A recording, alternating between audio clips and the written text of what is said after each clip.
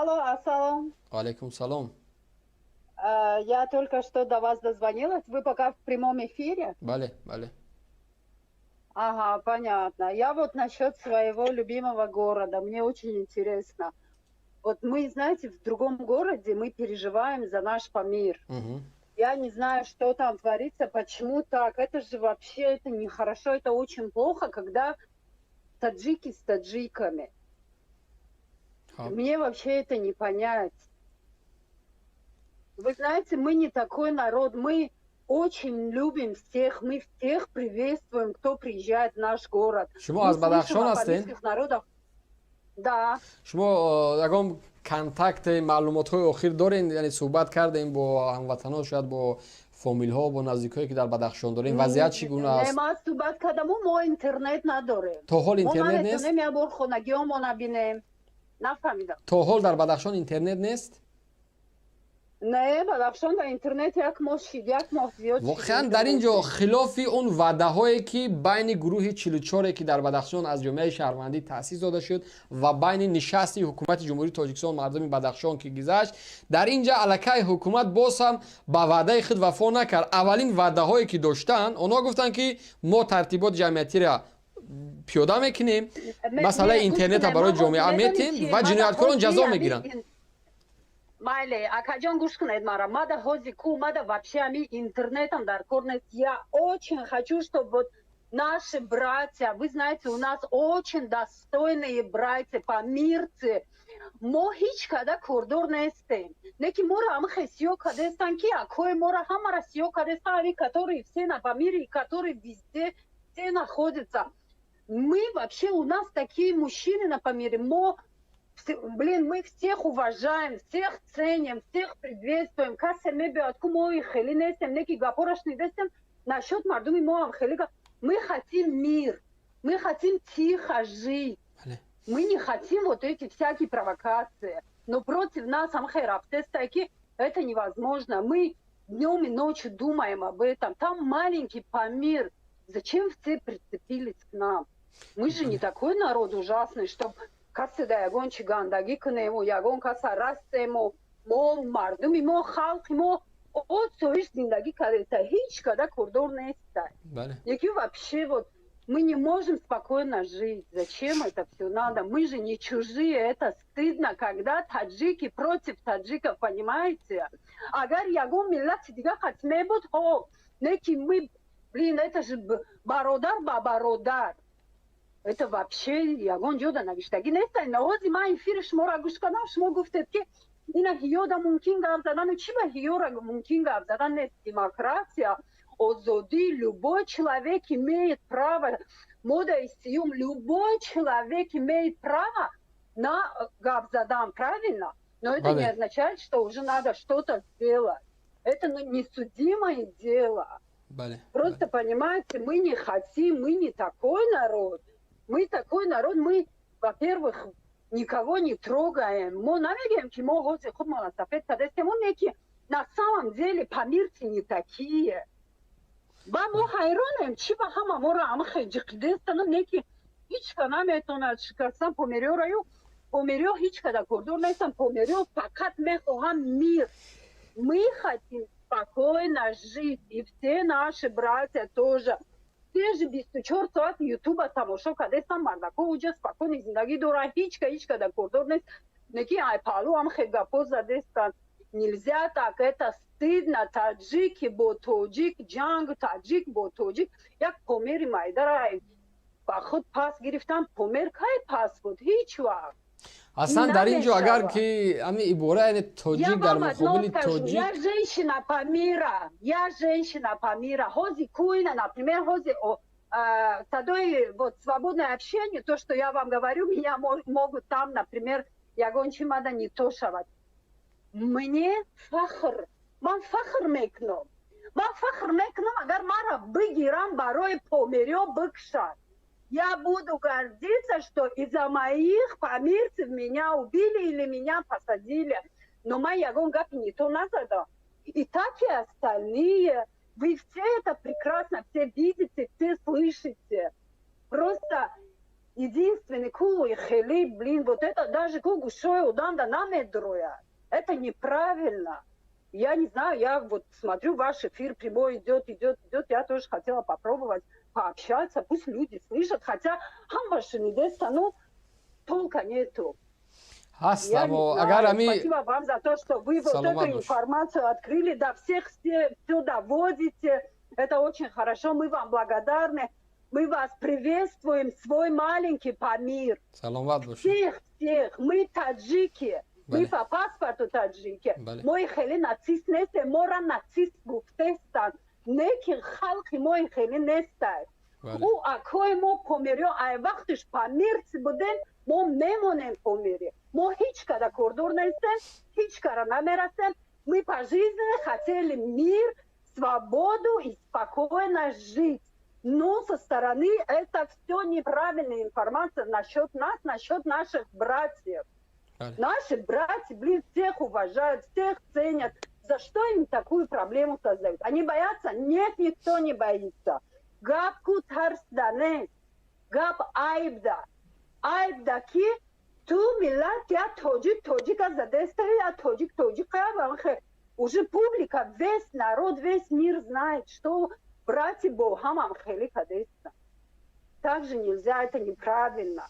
Это вообще неправильно. Надо мирно жить, надо дружно жить. Тем более, мой хели, вашьона зиндаги на академиягон бормо мардуми помир, халки помир. یک سوال داشتم اپا اگر اجازت باشد یک سوال دیگر داشتم. مایل من گوش کردم. شما در حادثه های سال 2012 در خاطر دارین؟ ما دارم. اما حالت چگونه قبول کردین؟ یعنی گناه اساسی را بالای سر کی شما نقطه گذاری میکنین؟ کی گناهگار بود؟ ملت تاجیک گناهگار بود؟ یا گپ شما میگم. گوش کنید. بله. سالای 12 ما حیبدار نبودیم. بله. Vale. Вы знаете, я вам одно скажу. Vale. Вы, которые сидите, сейчас всех рекламируете. Это ваша работа, правильно? Немо реклама и кореш могай. Vale. Я смотрящий человек, который смотрю в телевизор и слушаю информацию. И где-то далеко живу и переживаю за свой народ. Но айда сима я гончинаю мадеста. Мы с вами тупо гапмезаны. Вы умный человек, что зами стол да шиштагеду, хаммада гап задестед, хаммада информация таксим кадестед. И на я гап шмора мегу, и гапима, это мое мнение, лично мое мнение, не чье-то, не общее, я за всех не отвечаю, лично мое мнение. То, что Толой Дозда, тут есть большие люди, не вы, не я, мы не вправе тему, правда? Там есть политические темы. А мы с вами просто, вы как журналист себе там это добиваете, а я как себя рекламирую. Нет, я себя не рекламирую. Я звоню вам. Мир.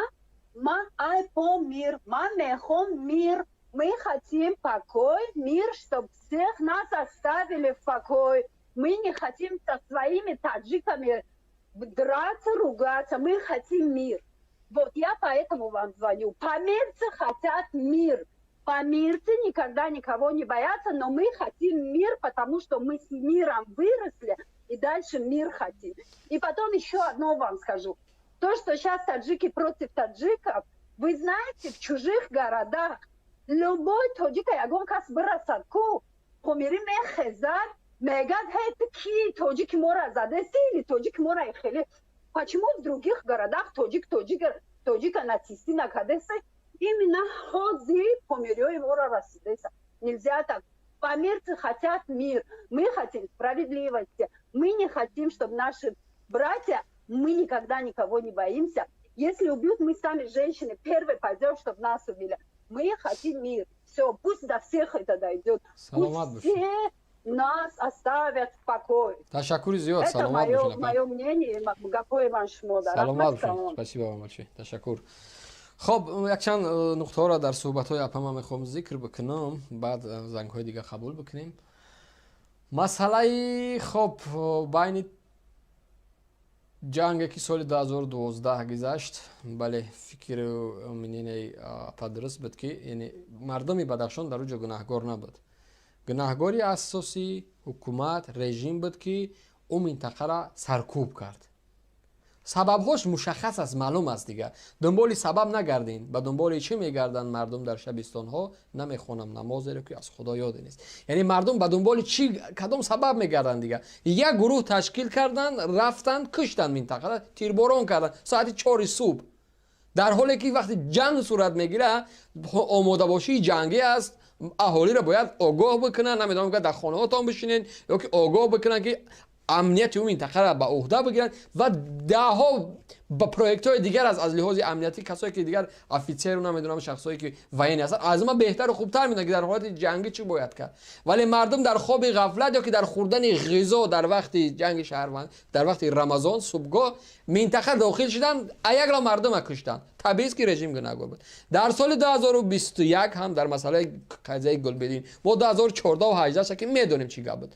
در این مسئله هم معلوم است آشکار اگر گلبدین گناهکار میحسابند، در پیش سابق رئیس ولایت مختار کوهستان بدخشان اون نفر ایستاد شدگی گپ زده است و نوارهاش برآمد که اون نفر از زنده خبیدن، زنده بود، کشاله کرده به زمین برده سپدن. عکسایش هم میبینید تمام عضو بدن سیاه و شرمب و بریدگی و ریزه کردگی است. اینجا خودش نشان داده است که باز هم حکومت دست در خون گرفت، باز هم اومد منطقه را گفت. اما فرق بین سال 2012 و سال 2021 و 2022 چی است؟ در او است که جامعه فعال است.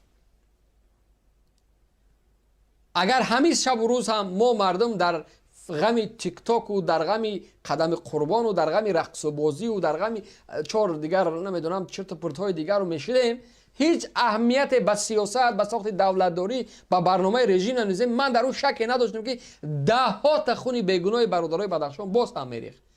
اما شکر فضل پروردگار شاید بود، شاید نمیدونم غیرت و شجاعت این ملت بود، بعد از این قدر صبر و بعد از این قدر کشتار و قتل دوباره یک ملت، یک عضو جامعه بیدار شد، آمد حرف زد.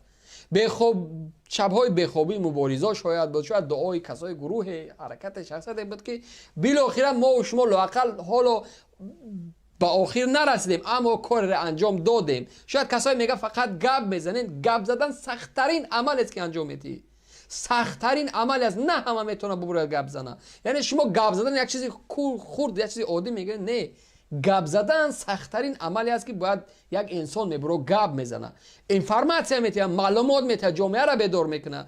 جامعه را میگه که های جامعه، های مردم، شما اون پروپاگاندا، اون چرت و افسانه هایی که در تلویزیون‌های رسمی میگن اونا رو باور نکنین. اصل قضیه را بیاین ما برای شما بگیم. پر از اینفورماسیون است، پر از معلومات است در اینجا. هزارها عکس ها میبینید که میبینید چی نفر چگونه شخصیت کشتند. مردم فکر میکنه که خب واقعا اینجا بحث دیگر بده است و مردم کمی کامنت میکنه، مردم نظر میکنه و حکومت هم گونیز نگاه میکنه که خب در اطلاعات چی گذشته است، مردم چی میگه، مردم بیداری میکنه، مردم داد میگه، مردم فیغان میگه. خب پس حالت میگه که حالا ما بکنیم استاپ کنیم، پاوزا کنیم، کو نیرو را ببینیم نیرو چی کار میکنه. خدای نکرده اگر شاید اونها میرن منطقه را تیر میزنن که هزارها جوانها در میدان بیدار میشن، حکومت چیکار میکنه؟ از کنترل بیرون میشوه. طبیعی است که حکومت بعد از این قدر ظلم، بعد از این قدر فشار، قتل، باز هم میتونه این میدانداری و این فشارهایی که میبیو خودداری بکشه بگه از این نزادش نمیتونه. من از اون روز میترسم که خدای نکرده اگر یک غضب مردم بیدار شوه، اینو چیکار میکرده باشن، اینو کجا فرار میکرده باشن، اینو کی را میخویده باشن، کی را میکشته باشن و چه فرمان قتل کیها را میداده باشن. من از اون روز میترسم، من از اون روز میترسم که حکومت رحمانوف زمانی که مردم قیام میکنه، من واقعا در اون ترس دارم که شاید این قتل‌ها فرمان هزارها را برن که بکشنشون. با اون خاطر ما باید بسیار حرفه‌ای حرکت بکنیم، بسیار حرفه‌ای گپ بزنیم، برنامه‌ها را زیاد بکنیم، دعوت را زیاد بکنیم و بفهمونیم که اشتباهی که در هر یک کشوری که در هر یک دولتداری که میگذره و خلاصه او باز هم به قتل و باز هم به خونریزی است، ما باید اینها را بیاموزیم و ما باید راه‌هایی را پیدا بکنیم که توانیم سیرای خونریزی را بگیریم، سیرای ریختن و کندن و آتش زدن را بگیریم، سیرای این همه عمل‌های ابلهی که از طرف نظامی‌های کمیته امنیت، البته یک گروهی که اصلا زیر حرف‌های ابله یا چیز کلی او برادرایی که در امنیت و در وزارت کارهای داخلی و در سود و پروکوراتور من در نظر ندارم. انسان سالم هیچ وقت حرفی مرا برای خودش نمیگیره، میدونه که در حرفش راست است، در مسئولیتش راست است، مسئولیت خود انجام میده و دیگه خیر است. اما کسانی که واقعا قاتل هستند، مثل او یکی دیروز یک گروه ODKB تشکیل کرد و زیاده از 215 نفر 220 نفر به قزاقستان روی کرد.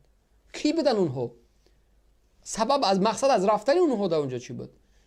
ده ها سوال ها در ذهنی بنده میبیو که حکومت قبل از اون که روا بکرد، من برنامه قبلی واقعا این فکر رو گفتم، برادران لازم است میتونن گوش کنن که حکومت وقتی که این عمل انجام میتیه یک بار بشینه فکر بکنه که چی کار انجام داده است.